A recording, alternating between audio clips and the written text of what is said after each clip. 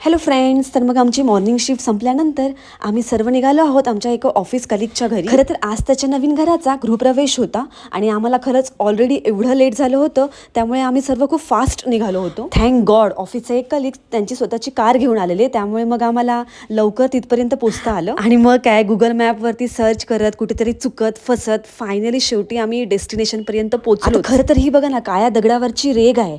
जेव्हा कधी आपल्याला कुठे कमी वेळापर्यंत पोहोचायचं असतं ना, तेव्हा सहज सरळ मार्गाने आपण कधी पोहोचतच नाही, कुठे ना कुठे आपली फजितीही होते. पण असो, आम्ही सर्व योग्य वेळेमध्ये इथे पोहोचलो आणि आम्हा सर्वांना देबाशिसचं हे घर खूप खूप आवडलं. खरं तर बघा ना, भावनिक दृष्ट्या घर या दोन शब्दाशीच आपण किती जोडलो गेलेलो असतो ना. आपल्या प्रत्येकाचं हेच स्वप्न असतो, तर मग ते छोटं असो मोठं असो मग कुठेही असो, पण आपल्या स्वतःच्या हक्काचं स्वतःचं असं एक घर असावं.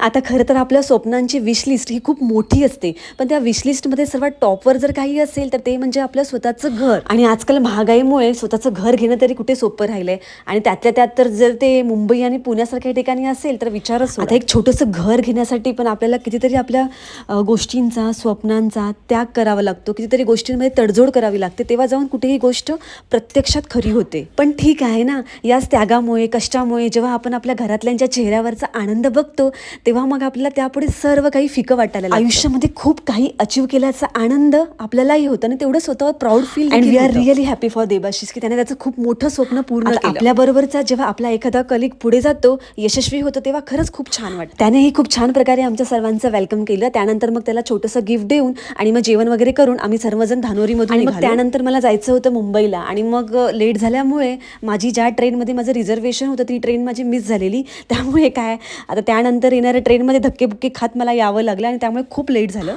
पण घ्यायला आले होते, त्यामुळे खूप खूप छान वाटलं. चलो बाय.